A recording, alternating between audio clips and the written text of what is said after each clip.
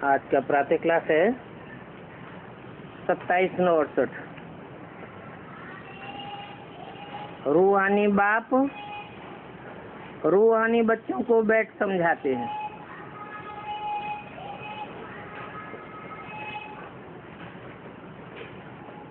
है तो रूहानी, लेकिन बैठ शब्द लगाया हुआ है, माने वो सुप्रीम सोल रूह कोई तन में बैठकर समझाने वाली है, और जिस तनधारी में बैठ के समझाती है वो भी रूहानी है, परंतु देहधारी भी है। स्मृति में है तो रूहानी है, विस्मृति में है तो देहधारी है। लेकिन समझाते कौन है? समझाने वाला रूहानी बेहद का बाप है, जो जिस्मानी स्टेज में रहने वाला है बीच बीच में, वो समझाने वाला नहीं है। और समझाते भी रूहानी बच्चों को हैं, जो रूह की स्टेज में बैठते हैं वो ही बच्चे समझते हैं। यहाँ बैठे बैठे एक तो तुम बाप को याद करते हो, क्योंकि वो बाप पतित पावन है। याद करने का तुम्हारा मकसद है पतित आत्मा से पावन आत्मा बनने का। उनको याद करने से ही पावन सतोप्रधान बनने की तुम्हारी अहम अभिव्यक्त है। उनको क्यों कह दिया? बैठा बोलने वाला ब्रह्मा के तन में, सुप्रीम सोल बोलने वाला है, तो मुझको कहना चाहिए। मुझको याद करने से पावन बनेंगे, क्योंकि सतो प्रधान बनने की तुम्हारी अहम अभिव्यक्त है। ऐसे क्यों नहीं कहा? इसलिए नहीं कहा कि जिस ब्रह्मा के तन में प्रवेश है वो तो आदि से लेकर के अंत तक आत्मिक स्टेज वाला नहीं बन पाता। देह की स्टेज पक्की रहती है मृत्यु पर्यंत, इसलिए सूक्ष्म शरीर के बंधन में बंधना पड़ता है। इसलिए कहा उनको याद करने से। किनको याद करने से? उनको मैंने दूर कर दिया, भविष्य की तरफ इशारा किया कि भविष्य में जिस मुकर्रर रथ में प्रवेश करके समझाता हूँ उसकी बात है। वो तुम्हारी अहम अभिव्यक्त है बाप समान बनने की। ऐसे नहीं, तुम्हारी सतो तक अहम है नहीं, सतो प्रधान बनने की अहम अभिव्यक्त है। सतो प्रधान बनने का है, इसलिए बाप को भी जरूर याद करना है।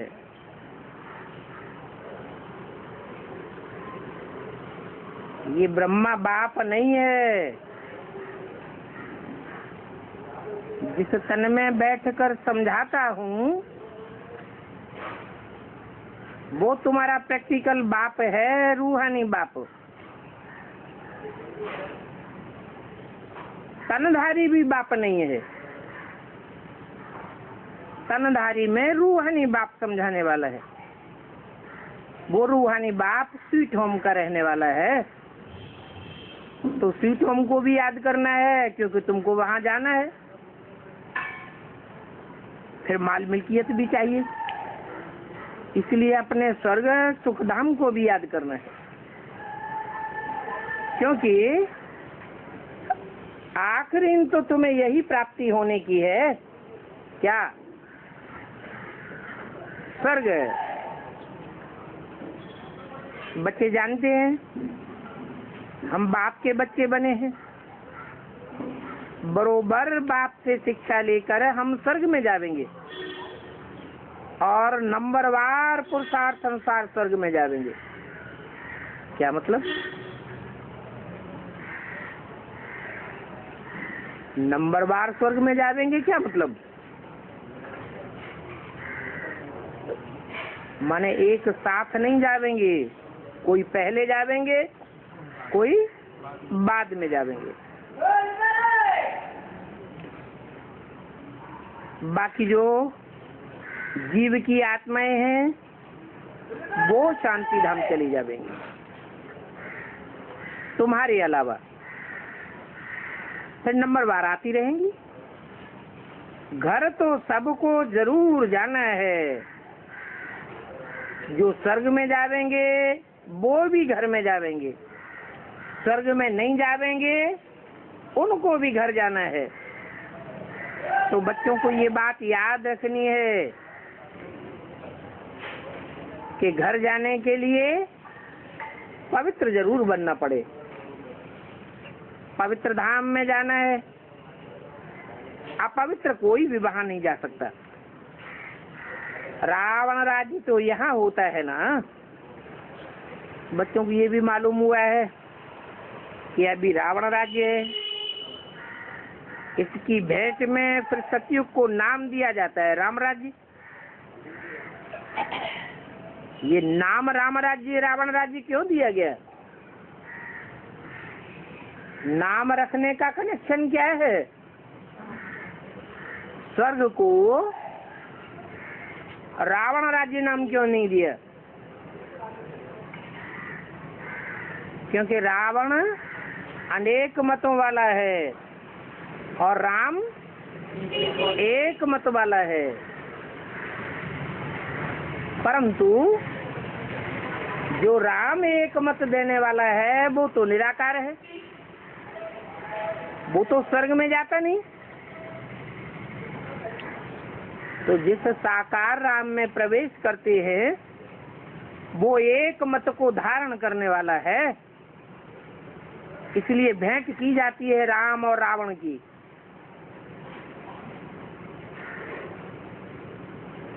तो समझो रावण राज्य में आधी कलाएं कम हो जाती है।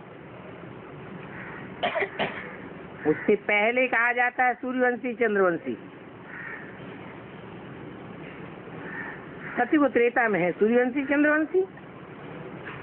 जैसे क्रिश्चियन की एक ही डिनाइस्टी चलती है, वैसे ये भी एक डिनाइस्टी चलती है,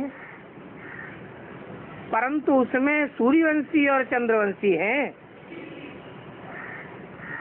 ये बातें कोई शास्त्रों में नहीं है। इन बातों को बाप बैठ समझाते हैं, जिसको ज्ञान अथवा नॉलेज कहा जाता है।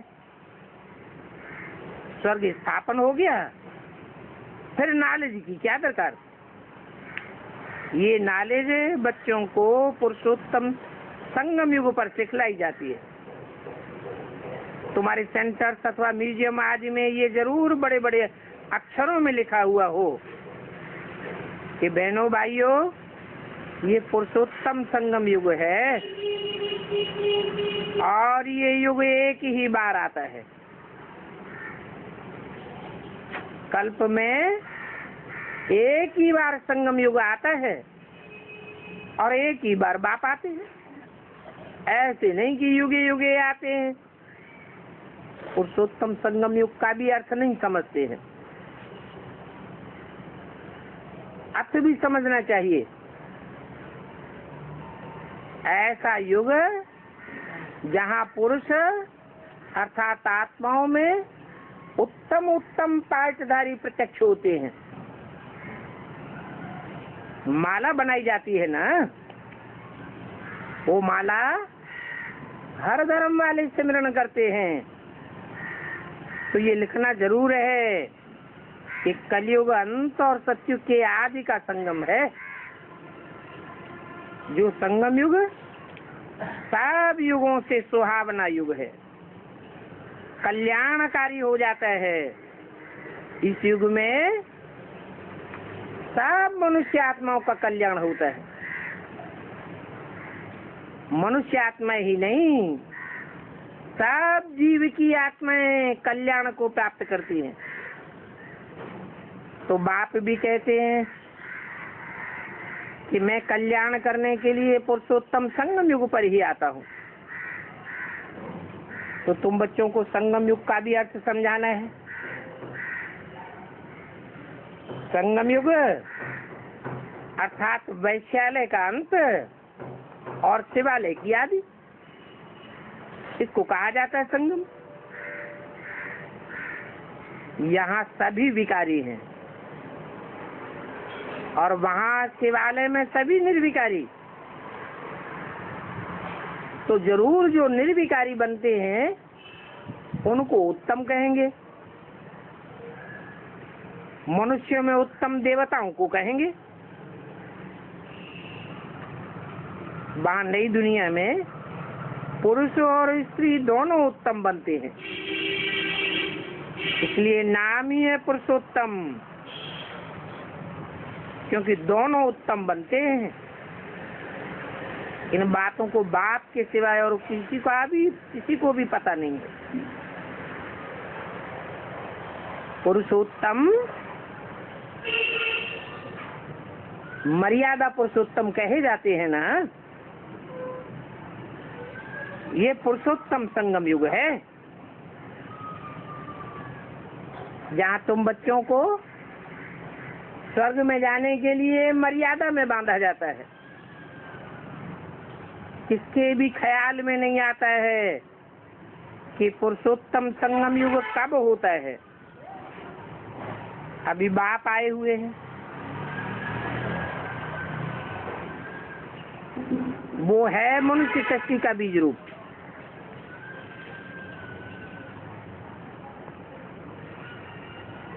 ये नहीं कहा मैं हूँ मनुष्य सृष्टि का बीज रूप, क्या कहा? वो है मनुष्य सृष्टि का बीज रूप, जिस तन में मैं मुकर्रर रूप से आता हूँ वो तनधारी मनुष्य सृष्टि का बीज रूप है। उनकी ही इतनी महिमा है, वो ज्ञान का सागर है, आनंद का सागर है, पतितों को पावन बनाने वाला है। कब?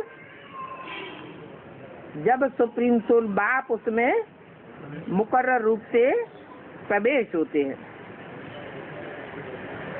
ये ज्ञान है, ज्ञान से ही सभी की सदगति होती है।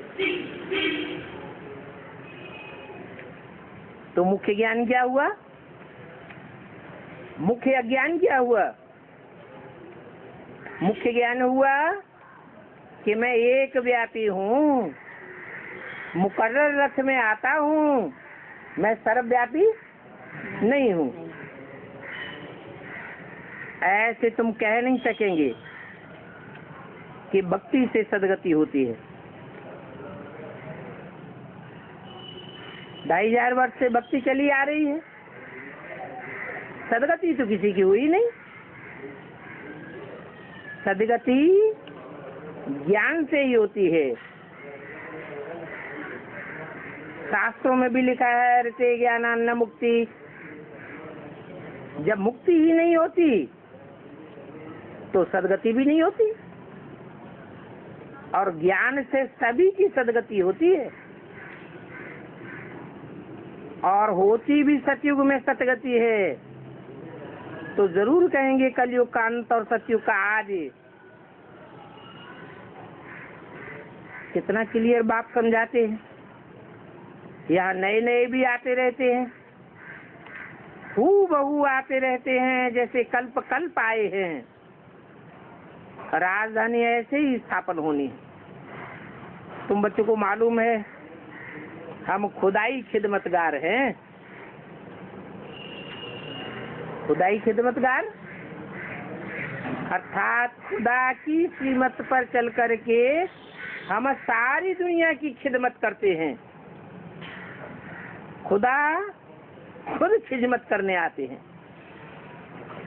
बच्चों को जब खिदमत की दरकार पड़ती है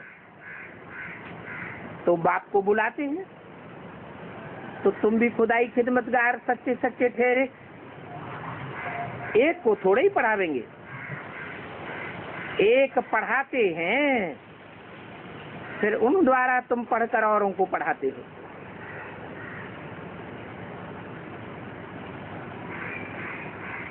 इसलिए यहाँ भारत में ही ईश्वरीय यूनिवर्सिटी खोलनी पड़ती है। इसलिए खोलनी पड़ती है क्योंकि भारत में ही आते हैं। नाम भारत क्यों दिया? किसके नाम पर भारत नाम पड़ा? नाम रखने का आधार क्या है? काम। क्या काम? भारत। भा माने रोशनी, ज्ञान की रोशनी, और रत माने लगा रहने वाला। जिसका सारा जीवन ज्ञान की रोशनी में लगा रहने वाला है, उसका नाम रखा है भारत। तो जड़ भारत की बात है या चैतन्य भारत की बात है? पहले तो चैतन्य की बात है। तो तुम बच्चों को भी खुदाई खिदमतगार उन द्वारा बनाते हैं। इसलिए यहाँ भारत में यूनिवर्सिटी खोलनी पड़ती है। सारी दुनिया में और कोई ऐसी यूनिवर्सिटी नहीं है,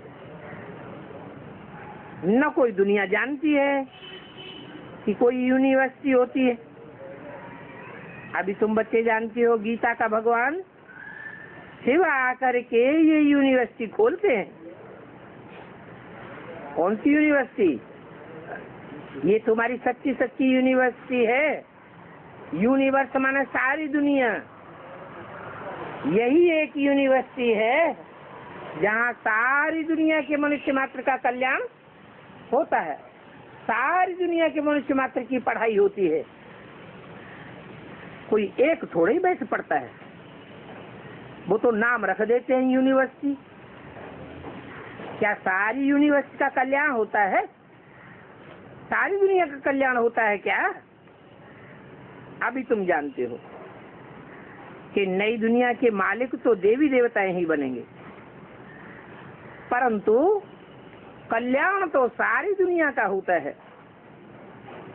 इस समय तुम जो सतो प्रधान बन गए हो, तो फिर तुमको सतो प्रधान बनना है।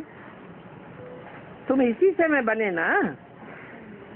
अभी तो तमो प्रधान है। बल कई कुमार भी रहते, कुमारियां भी पवित्र रहती हैं, सन्यासी भी पवित्र रहते हैं, परंतु आजकल वो पवित्रता नहीं है।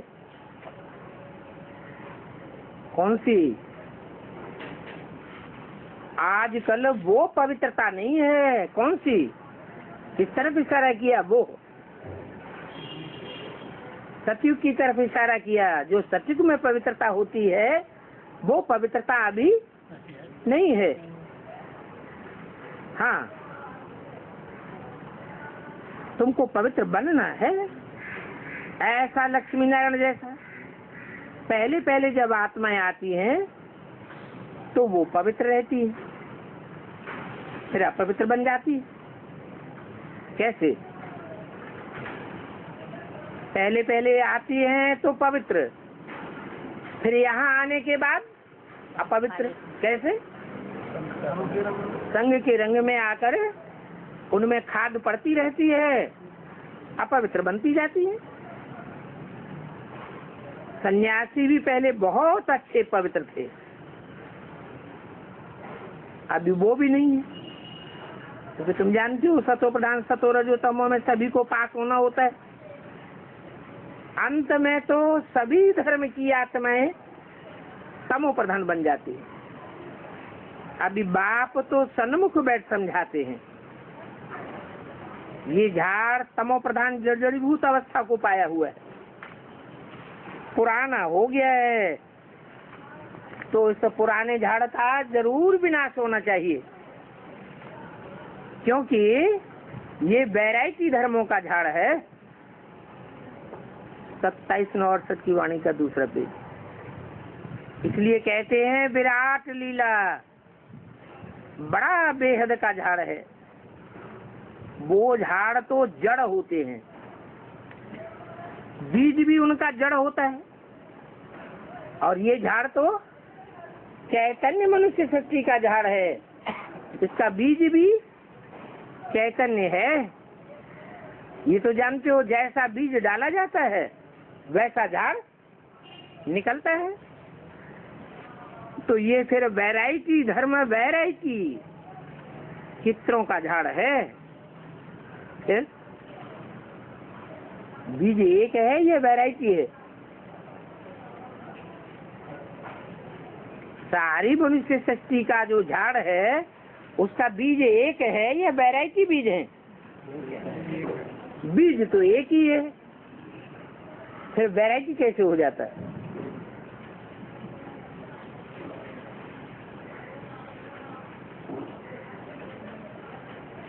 क्या कारण होता है जो वैरायटी बन जाता है?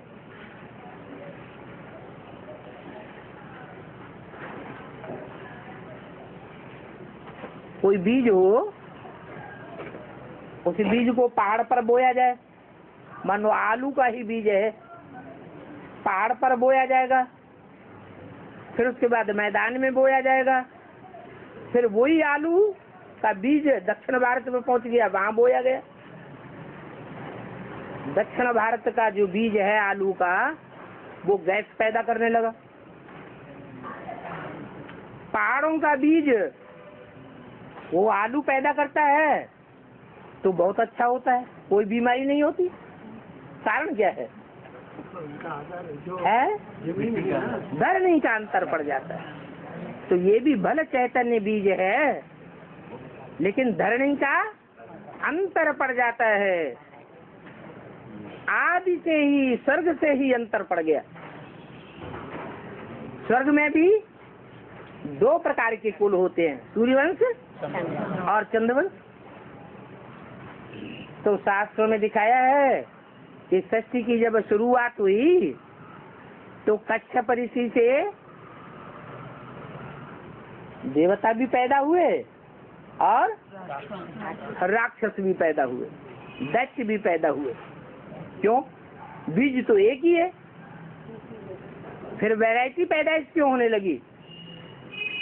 क्या कारण हुआ? क्योंकि जो धरणी माता है वो अलग अलग स्वभाव संस्कार की हो गई। दिति अर्थात स्वभाव संस्कार में फाड़ने वाली, विचारिणी धरणी, और अदिति अर्थात जो स्वभाव संस्कार है वो समेटने वाली। कहते भी हैं घर की धरित्री अच्छी हो तो सारा घर बांध के रख दे, संगठित करके बना दे, सारे घर की यूनिटी बन जाती है। धरित्री अच्छी नहीं हो तो सारे घर में वैश्यालय जैसा वातावरण बन जाता है। तो ये भी सारी मनुष्य शक्ति का बीज तो एक ही है, परंतु जैसी जैसी धरणी में आता जाता है वैसा वैसा उसका रूप और उससे जो रचना होती है वो बदलती जाती है। तो वैरायटी चित्र बन गए। ये सभी मनुष्य है, परंतु उनमें वैरायटी देखो कितने हैं। इसलिए विराट लीला कहा जाता है।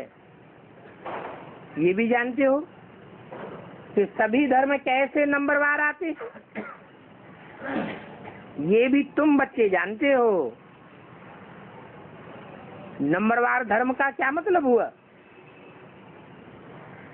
ओल्ड इज गोल्ड कहा जाता है। जितना पुराना धर्म होगा उतना ही सच्चाई उसमें भरी हुई होती है। जितना नया होता है उतना कम पावरफुल होता है। तो नंबरवार ही सबको वापस जाना है। नंबरवार ही आत्मा इस सृष्टि पर आकर के पार्ट बजाती है और नंबरवार ही सबको वापस जाना होता है, फिर आना है। ये ड्रामा बना हुआ है कुदरती ड्रामा। और कुदरती यह एक ही ड्रामा है जिसमें इतनी छोटी सी आत्मा अथवा इतना छोटा परमात्मा, परंतु उनमें पार्ट कितना भरा हुआ है। परम और आत्मा दो शब्दों को मिलाकर परमात्मा कहा जाता है। क्या दो शब्द मिलाने से क्या अंतर हो गया? आत्मा में उत्तम। जैसे कहते हैं गुड, बेटर, बेस्ट, तो बेस्ट जैसे अंग्रेजी में कहा जाता है, वैसे हिंदी में उत्तम से उत्तम कहा जाता है। तो आत्माओं में, पार्ट बजाने वाली आत्माओं में जो उत्तम पार्ट बजाने वाली आत्मा है उसको क्या कहा गया? परमात्मा। तुम उनको कहते हो बाबा, मुझको नहीं कहते हो बाबा, उनको कहते हो बाबा। क्यों? हम शिव बाबा को बाबा नहीं कहते। बोलने वाला कौन है यहाँ? शिव बोलने वाला है। वो कहता है तुम उनको कहते हो बाबा, मुझको बाबा नहीं कहते हो। मैं तो असल में बिंदु हूँ, मेरी बिंदी का नाम शिव है। मैं तुम्हारा बाबा ग्रैंडफादर नहीं हूँ। तुम बिंदु बिंदु आत्माओं का मैं ग्रैंडफादर हूँ क्या? कि बिंदी का बाप बिंदी, फिर उस बिंदी का बाप, ऐसे है क्या? ऐसे तो नहीं है। तुम सब बिंदी बिंदी आत्माएं, तुम रूह है और तुम्हारा रूहानी बाप। तो एक बाप का कनेक्शन सब रूहों से बाप और बच्चे का है। मैं तुम्हारा ग्रैंडफादर नहीं हूँ। ग्रेट ग्रेट ग्रैंडफादर जो कहा जाता है वो मैं नहीं हूँ। कौन है? जिसमें मैं मुकर्रर रूप से प्रवेश करता हूँ वो है तुम्हारा ग्रेट ग्रेट ग्रैंडफादर। जो इब्राहिम बुद्ध क्राइस्ट हैं वो भी ग्रेट है, महान धर्म पिताएं हैं, परंतु मैं उनका डायरेक्ट बाप नहीं हूँ। क्या? मैं उनको पढ़ाई नहीं पढ़ाता हूँ। वो पढ़ते हैं क्या? सुप्रीम कोर्ट से पढ़ते हैं? नहीं। वो किससे पढ़ते हैं फिर? उन धर्म पिताओं को या उनके फॉलोअर्स को राजाई किससे मिलती है? मेरे से मिलती है। मैं भिखारी दुनिया की राजाई देता हूँ क्या? देता हूँ? मैं नहीं देता। फिर कौन देता?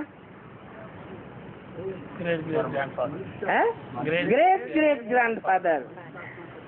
उनको भी अपने जिस्मानी बाप से राजाई मिलती है। तो मैं बेहद का बाप हूँ और जिसमें प्रवेश करता हूँ वो भी मनुष्य सृष्टि का बेहद का बाप है। उसे आदम कहते हैं, आदिदेव कहते हैं। तो वो तुम्हारा बाबा है। असल में मैं तुम्हारा बाबा नहीं हूँ, लेकिन मैं उनमें जब प्रवेश करता हूँ तो दोनों को मिला के कहा जाता है शिव बाबा। बाबा शिव को कोई नहीं कहता। पहले शिव फिर बाबा। शिव शंकर कहते हैं, शंकर शिव कोई कहता है? शंकर शिव कोई नहीं कहता। परम पिता परमात्मा कहते हैं। परमात्मा परम पिता कहते हैं? कहते हैं? नहीं। क्यों नहीं कहते? बाप का नाम क्योंकि जो परम पाठधारी परम आत्मा है उसको भी पढ़ाने वाला सुप्रीम सोल मैं हूँ। तो बच्चे जानते हैं कि पाठ तो सारा आत्मा ही बजाती है। इस बात को मनुष्य नहीं जानते हैं। मनुष्य क्या जानते हैं? मनुष्य तो अपने को देह समझते हैं, तो वो समझते हैं कि हम देहधारी ही पार्टधारी। वास्तव में ये देह तो कपड़ा है, और इस देह में बैठी हुई देही वो आत्मा पार्टधारी है। तो मनुष्य तो कह देते हैं आत्मा निर्लेप है, आत्मा के ऊपर कोई लेप छेप नहीं करता। क्यों कह देते हैं? समझते हैं कि आत्मा अविनाशी है, इसलिए आत्मा में तो कोई परिवर्तन हो नहीं सकता। देह विनाशी है, इसलिए देह को लेप छेप लगता है। तो देह को धोने के लिए गंगा स्नान करने जाते हैं। अब बाप कहते हैं कि ये देह है, ये तो स्थूल कपड़ा है, स्थूल कपड़े को स्थूल पानी से धोया जा सकता है, लेकिन इस कपड़े के अंदर, शरीर रूपी वस्त्र के अंदर जो चैतन्य आत्मा है, उस चैतन्य आत्मा को तो सिर्फ ज्ञान जल से ही साफ कर सकते हैं। वो ज्ञान जल भी एक बाप ही आकर के देते हैं। तो वास्तव में ये निर्लेप अक्षर रंग है। क्यों? रंग क्यों है? अरे आत्मा को ही लेप छेप लगता है। जब आत्मा को लेप छेप लगता है तो शरीर भी अंतर पड़ता है कि नहीं? शरीर में भी अंतर पड़ जाता है। लेप छेप आत्मा में लगते लगते आत्मा तब प्रधान बनती है, तो शरीर भी रोगी बन जाते हैं। तो ये बड़े बड़े अक्षरों में लिख देना चाहिए कि आत्मा निर्लेप नहीं है, आत्मा को ही लेप छेप लगता है।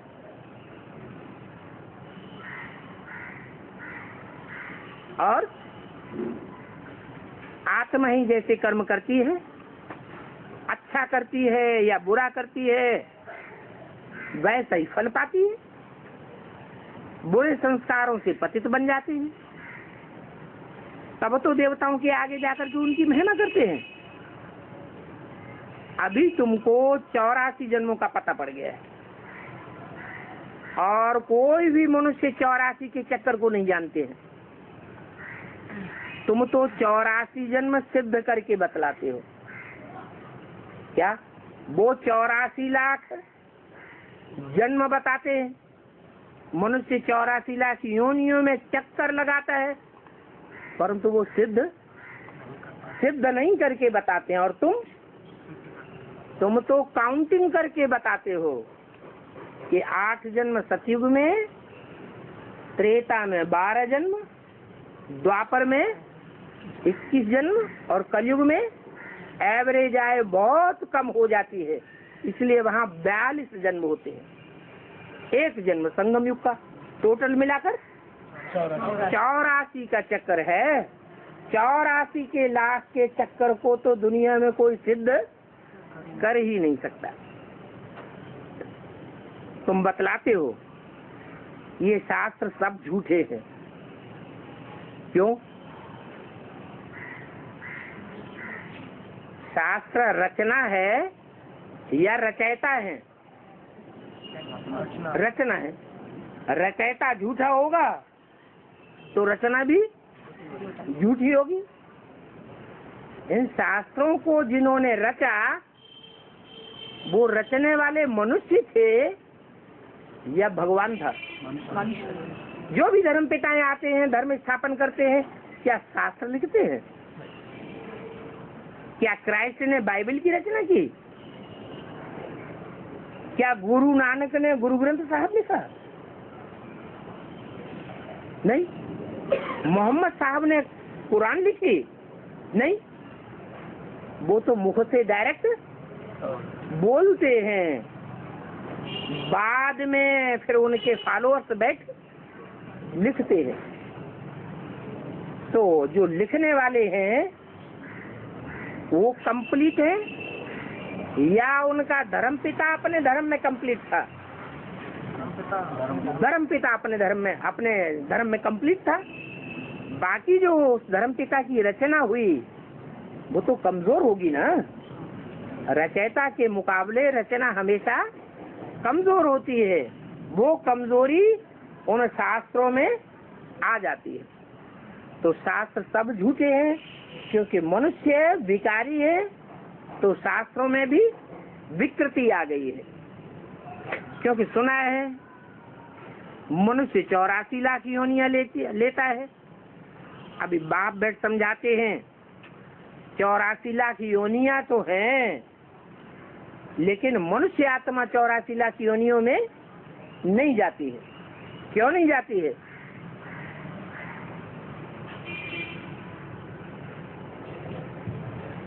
कारण क्या है?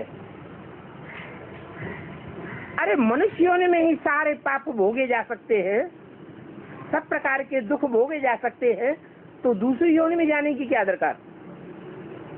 मनुष्य ज्यादा दुखी होता है, ज्यादा सुखी होता है कि दूसरी योनियां ज्यादा दुखी और सुखी होती हैं? मनुष्य ज्यादा दुखी और सुखी होता है। क्यों? क्योंकि मनुष्य में ज्यादा इंद्रियां हैं। सुख और दुख कैसे भोगा जाता है? इंद्रियों से। तो ज्यादा इंद्रियां होने के कारण मनुष्य ज्यादा दुखी भी होता है और ज्यादा सुखी भी होता है। तो वास्तव में सर्वशास्त्र शिरोमणि तो गीता ही है।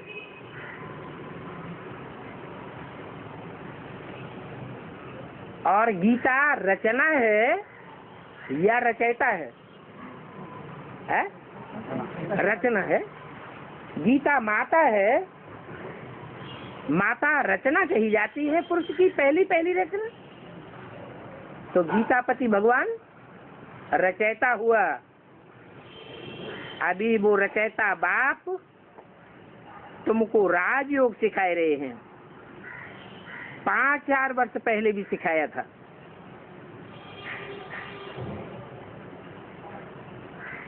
महाभारत में ग्रंथ में ये बात लिखी हुई है कि महाभारत युद्ध हुए कितने साल हो गए? 5000 साल हुए। ये बात सच्ची है। बाकी ये बात झूठी है कि द्वापर के अंत में भगवान ने आकर के महाभारत युद्ध कराया। एक बात सच्ची और दूसरी बात झूठी। झूठी क्यों? झूठी इसलिए कि द्वापर के अंत में भगवान आवेगा तो क्या पापी कलयुग की स्थापना करके जाएगा? भगवान उत्थान करने के लिए आता है या भगवान पतन करने के लिए आता है? उत्थान करने के लिए आता है। नहीं तो भगवान को दुनिया में कौन मानेगा? सारी दुनिया तो भगवान को याद करती है। तो जरूर भगवान ने आकर के सारी दुनिया का कल्याण किया है। तो सारी दुनिया का कल्याण कलयुग में तो होता नहीं, द्वापर में भी नहीं होता क्योंकि द्वापर के बाद कलयुग आ जाता है। त्रेता में भी नहीं होता क्योंकि त्रेता के बाद द्वैतवादी युग आ जाता है। सतयुग में कल्याण होता है, परंतु सतयुग में कल्याण करने का निमित्त कब होता है? जरूर सतयुग से पहले होता है। सतयुग से पहले कौन सा युग होता है? कहेंगे कलयुग। तो कलयुग और सतयुग के संगम पर बाप आकर के सतयुगी नई दुनिया की स्थापना करते हैं। वहाँ सतयुगी नई दुनिया में सब पवित्र 16 कला संपूर्ण होती, सब गृहस्थी होते हैं, कोई भी सन्यासी वहाँ होता ही नहीं। अभी गृहस्थ को आश्रम नहीं कहेंगे। क्या? गृहस्थ को गृहस्थ आश्रम नहीं कहेंगे। हाँ? अभी गृहस्थ को गृहस्थ आश्रम नहीं कहेंगे कलयुग में। क्यों? क्योंकि सब विकारी हैं। आश्रम न कहें, बेशर्म कहें। हाँ? जो गृहस्थी हैं वो अपन को गिरिहस्थी समझते हैं, तब तो सन्यासियों के पांव छूते हैं। अपने को गृहस्थी समझते हैं या ऊंची हस्ती समझते हैं?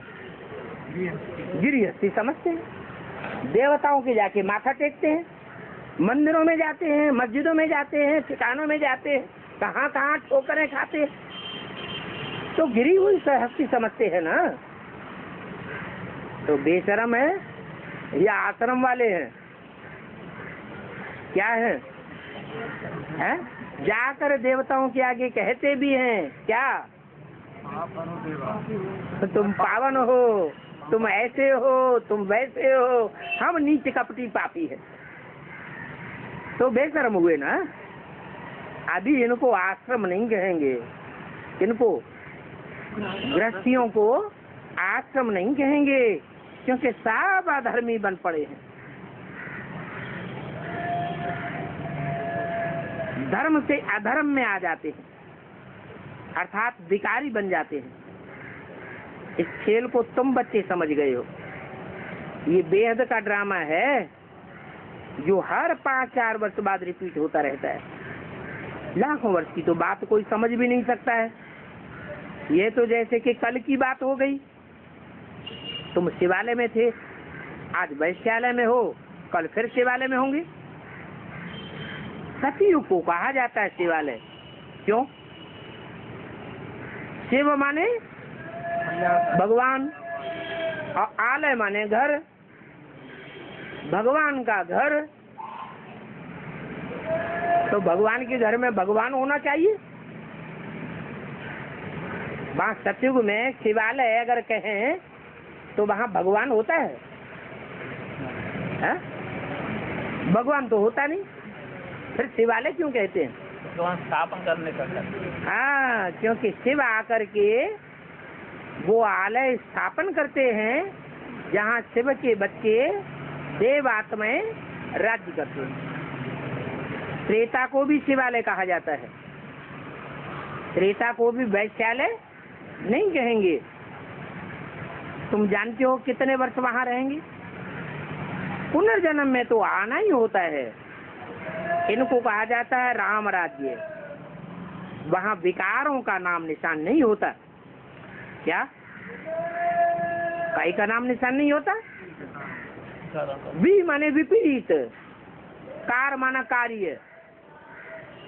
भगवान ने जो कार्य करना सिखाया, उन कार्यों के विपरीत कोई कार्य वहाँ नहीं होता है। ऐसा मुसलमानों के ग्रंथ में भी ये बात लिखी हुई है। क्या क्या बात लिखी हुई है? कि अल्लाह मियाँ ने आदम और हवा को बहिश्त बख्शीश दी कि बहिश्त में जाकर के रहो, लेकिन शर्त लगा दी। क्या शर्त लगा दी? भले वहां रहना, लेकिन वो बाड़ी का फल नहीं खाना। क्या? उस फल का नाम दिया उन्होंने गंदुम। वो गंदुम फल अगर खावेंगे तो पतित हो जाएंगे। मुसलमानों ने उस गंदुम का अर्थ किया है गेहूं, व्हीट। वो क्या हुआ? वो आकार है स्त्री का आकार। वो स्त्री के आकार को अगर भोगेंगे तो तुम स्वर्ग से वैश्य से नीचे गिर जाओगे।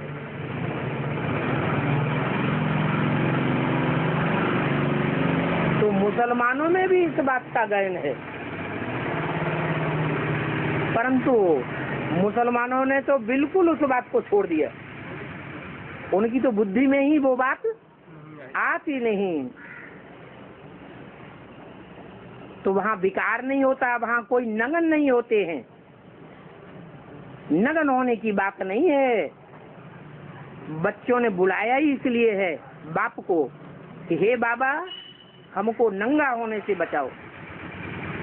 फिर आधा कल्प तुम कब नगन नहीं होंगे। शास्त्रों में बैठ कथाएं लिखी हैं द्रौपदी की, ये भरी सभा में द्रौपदी को नंगन किया। अब ऐसे कोई थोड़ा ही होता है, और एक द्रौपदी की बात थोड़ा ही है, यहाँ तो तुम सब द्रौपदियां हो। बच्चों ने बुलाया ही इसलिए है कि बाबा आओ और हमको नंगन होने से बचाओ। ये दुर्योधन दुशासन जबरियन हमारे साथ गुस्ताखी करते हैं। ये दुर्योधन दुशासन हमारे साथ बाहुबल दिखाते हैं। नंगन होने से बाप ने जरूर बचाया है, बाकी साड़ी की बात नहीं है। साड़ी माना शरीर रूपी वस्त्र।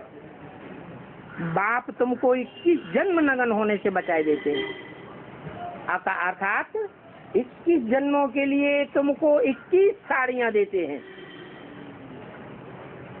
साड़ी माना कपड़ा वस्त्र। वहां तुम काब नंगन नहीं होंगे। आधा कल्प तुम पतित बनेंगे ही नहीं। तो देखो बाप गृहस्थियों को आकर के नंगन होने से बचाते हैं।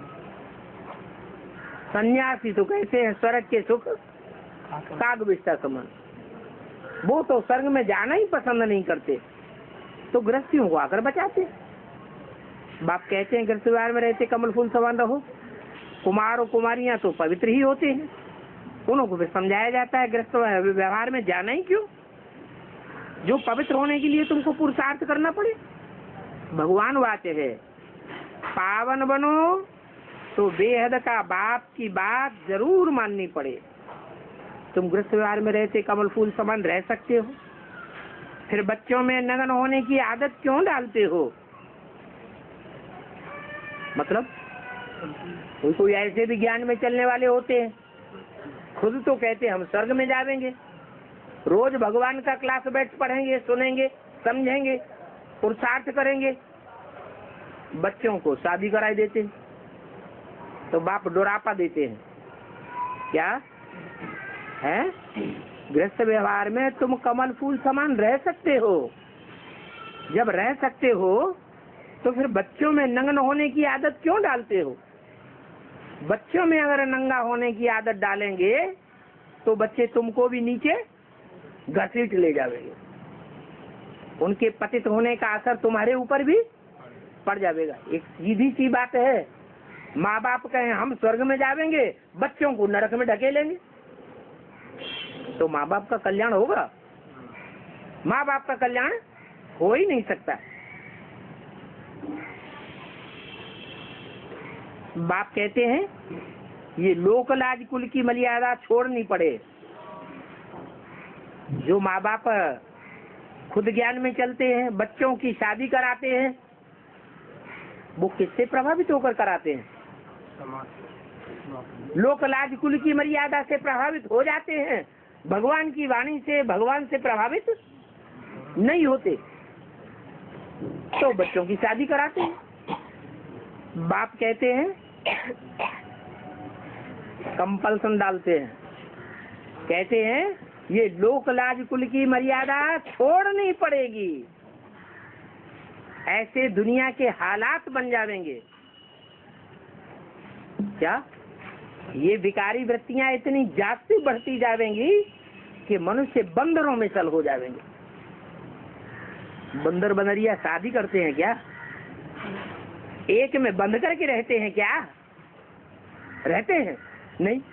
तो यहाँ मनुष्य भी जब बंदर मिसल हो जाएंगे तो फिर तुम शादी करना पसंद करेंगे? है?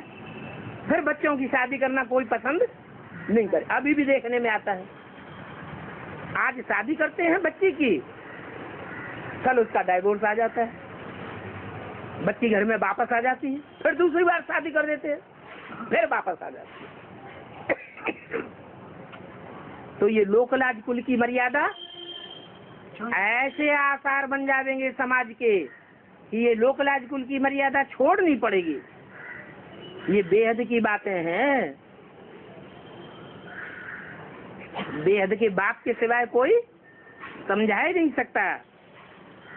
बैचलर तो सभी धर्मों में बहुत होते हैं, परंतु सेफ्टी में रहना जरा मुश्किल हो जाता है, क्योंकि फिर भी रावण राज्य में रहते हैं। विलायत में भी ऐसे बहुत मनुष्य होते हैं जो शादी नहीं करते हैं, फिर जब बूढ़े होते हैं तो कंपेनियनशिप के लिए शादी कर लेते हैं, क्रिमिनलाइज से नहीं करते हैं। ऐसे भी दुनिया में बहुत होते हैं, पूरी संभाल करते हैं, तो उनको जब मरते हैं तो कुछ न कुछ दे कर जाते हैं, जबकि वह मरने पर होते हैं तो दे देते हैं, कुछ धर्माऊ लगा देते हैं, कुछ उनको दे देते हैं, उनको ट्रस्टी बना देते हैं। विलायत में भी बड़े बड़े ट्रस्टी होते हैं जो फिर यहाँ भारत में भी मदद करते रहते हैं। यहाँ ऐसा ट्रस्टी नहीं होगा जो विलायत को भी मदद करे। कहाँ? भारत में कोई ऐसे ट्रस्टी नहीं होंगे जो विलायत वालों को मदद करे। विलायत में ऐसे बड़े बड़े आदमी होते हैं, धनवान, जो अपने संगी साथियों परिवार वालों को भी कुछ दे जाते हैं और भारतवासियों को भी मदद करते हैं। ये तो गरीब लोग हैं, ये भारत के लोग क्या मदद देंगे? वहाँ तो उन्हों के पास पैसे बहुत होते हैं। भारत तो गरीब देश है, कहा जाता है आपे पीने घोड़ा गीने। खुद भिखारी हैं और घोड़ा खरीदना चाहते हैं, खुद भीख मांगते रहते हैं, फिर भीख मांग मांग के घोड़ा खरीद करते हैं, कर्जा लेकर के भक्ति करते हैं। बाप कहते हैं ऐसे कर्जा लेकर के भीख मांग करके भक्ति नहीं करनी है। ये भारत की बात है। एक तरफ खुद विदेशों से मदद लेते रहते हैं और फिर यहाँ से दूसरे देशों को मदद करते रहते हैं, जबकि खुद ही ले रहे हैं।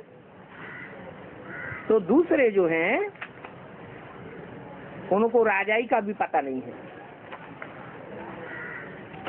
जब खुद मदद लेते रहते हैं दूसरों से, तो दूसरों को तुम मदद दे कैसे सकते हो?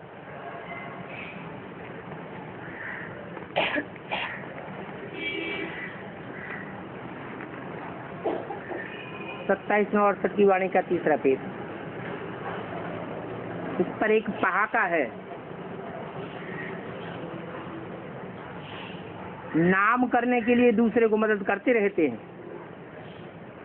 मन से कर्जा लेते रहते हैं। कर्जा लेने वालों को लज्जा शर्म थोड़ी ही आती है। बाप कहते हैं कर्ज तो मर्ज है। देखो भारतवासियों की क्या हालत हो गई है। पहले पहले भारत कितना सरताज था। खुद भी कहते हैं 3000 वर्ष पहले भारत में पैराडाइज था। बाप ही आकर के पैराडाइज बनाते हैं। तुम जानते हो बाप कैसे ऊपर से नीचे आते हैं पतितों को पावन बनाने के लिए। वो है ज्ञान का सागर पतित पावन, सर्व का सदगति दाता है, अर्थात सभी को पावन बनाने वाला है। सभी को माने है? सारी दुनिया को, चैतन्य को या जड़ को भी? अच्छा, जड़ पावन नहीं बनता है। जब चैतन्य पावन बनेगा तो वाइब्रेशन के आधार पर जड़ भी पावन बनता है। तो सबको पावन बनाने वाला एक है, इसलिए वो सर्व का सदगति दाता कहा जाता है।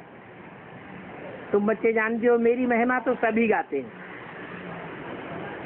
मैं यहाँ पतित दुनिया में ही आता हूँ तुमको पावन बनाने के लिए। तुम पावन बन जाते हो तो फिर पहले पहले पावन दुनिया में आते हो। तुम पावन बन जाते हो तो तुम पहले आते हो, वो पावन नहीं बनते। तो पहले पहले इस दुनिया में आते भी नहीं। और ये माने कौन?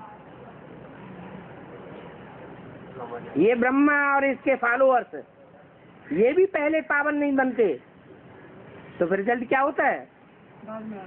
ये भी पहले पहले पावन दुनिया में नहीं आते हैं, ये भी बाद में आते हैं। तुम तो बहुत सुख उठाते हो। कैसे? सतयुग में बहुत सुख होंगे या संगम युग में बहुत सुख होंगे? क्यों? संगम में डायरेक्ट बाप से कनेक्शन। अच्छा, यहाँ कभी रोना रोना नहीं हो जाता है तो बहुत सुख कैसे कहेंगे? यहाँ पहचान की बात होता है, है? यहाँ पहचान की बात होता है, वहाँ पहचान की इतना बात नहीं होता।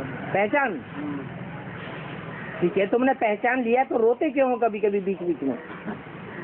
पिछले जन्म के हिसाब किताब है। तो बहुत सुखी नहीं हुए ना? बहुत सतयुग में तो रोते भी नहीं कभी। लेकिन बाबा भगवान के आने से जो सुख मिलता है, जो खुशी मिलती है, तो उस समय बहुत सुख मिलता है, बहुत सुख मिलता है। सुख मिलता है। फिर उसी क्षण थोड़ी देर के बाद जब भगवान को भूल जाते तो दुख मिलता है। हाँ, तो इसका मतलब अब दोनों पलड़े में रखो, बहुत सुख मिला फिर बहुत दुख मिला तो बराबर हो गया। फायदा क्या हुआ? तो सतयुग में ज्यादा सुख हुआ या संगम में ज्यादा सुख हुआ? अरे बाबा कहते हैं अभी दुखों के पहाड़ गिरेंगे। फिर भी सत्युग में जो हमेशा मेटा खाते हैं तो मेटा का खुशी नहीं एक्चुअल में भगवान मिलता नहीं। चलो भगवान नहीं मिलता, लेकिन सुखी तो वहाँ रहते हैं। सुख को नाम निशान नहीं होता। वहाँ आत्मिक स्थिति में रहता है ना। हाँ, वहाँ आत्मिक स्थिति में रहते हैं, यहाँ आत्मिक स्थिति में सदाकाल नहीं रहते। हाँ, सदाकाल तो ज्यादा सुख कहाँ हुआ? आत्मिक स्थिति से ही सुख होता है ना। तो सतयुग में ज्यादा सुख हुआ या यहाँ ज्यादा सुख हुआ? सतयुग में ज्यादा सुख हुआ। ये उल्टी बात कर रहे हैं। वो जैसे गुरुजी होते हैं ना, वो कहेंगे तो कहेंगे सत्यवचन महाराज, जो गुरु ने कहा वो सत्यवचन महाराज। यहाँ भी बाबा बोल रहे हैं? तुम वहाँ बहुत सुख उठाते हो। हाँ, स्वर्णिम संगम में अतीन्द्रिय सुख मिलता है। तुम पावन बन जाते हो तो फिर पहले पहले पावन दुनिया में आते हो, तुम वहाँ बहुत सुख उठाते हो। वो बाद में आते हैं, वो उतना सुख माने ब्रह्मा बाबा और ब्रह्मा बाबा की जनरेशन और फॉलोअर्स सतयुग में इतना सुख नहीं उठावेंगे, और तुम उनसे भी जास्ती सुख उठाते हो। तो उठाते हो संगम में हुए।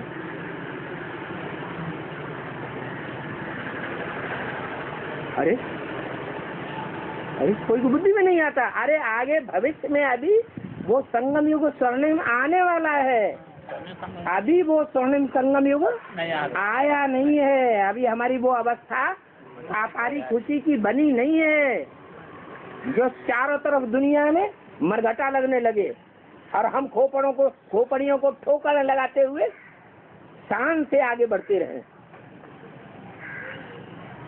हमको नशा चढ़ा रहे, किसी के मरने का हमको कोई गम न हो। ऐसी कापारी खुशी चढ़ी। सतयुग में बाप का वो नशा नहीं होगा। यहाँ हमको ऐसा भी टाइम आएगा जहाँ हमें इतना नशा चढ़ा हुआ होगा, ये सब बाप के बच्चे नहीं हैं जो मरे पड़े हैं। ये दुर्योधन दुशासनों की औलाद हैं, कौरव और यादव संप्रदाय हैं, नास्तिक संप्रदाय हैं, और हम बाप के बच्चे हैं। हम असल में आस्तिक हैं। हमने बाप को पहचाना है और इन्होंने बाप को नहीं पहचाना है। तो हमें जो खुशी चढ़ेगी वो खुशी सतयुग के देवताओं को नहीं होगी। अभी भी वो देवताएं ब्रह्मा भोजन के लिए तरसते हैं। क्या? वो देवताएं जो सतयुग में देवताएं बनेंगे, ब्रह्मा सरस्वती जैसी आत्माएं, वो ब्रह्मा भोजन के लिए तरसती हैं। और हम चाहें तो बाबा के साथ बैठ करके खाएं। रोज कहते हैं, है? रोज हम लोग कहते हैं। हाँ जी। तो देखो, तुम पहले पहले राम राज्य में आते हो, तुम पहले पहले राम को पहचानते हो, वो बाद में पहचानेंगे। फिर तुम ही पहले रावण राज्य में आते हो। तुम पहले पहले सुख की दुनिया में आते हो। तुम जितना सुख भोगते हो उतना कोई नहीं भोगते। तुम ही पहले रावण राज्य में आते हो, और तुम रावण राज्य में जितना दुख भोगते हो उतना दुनिया में और धर्म वाले कोई नहीं भोगते। तो देखो कैसा वंडरफुल ड्रामा बना हुआ।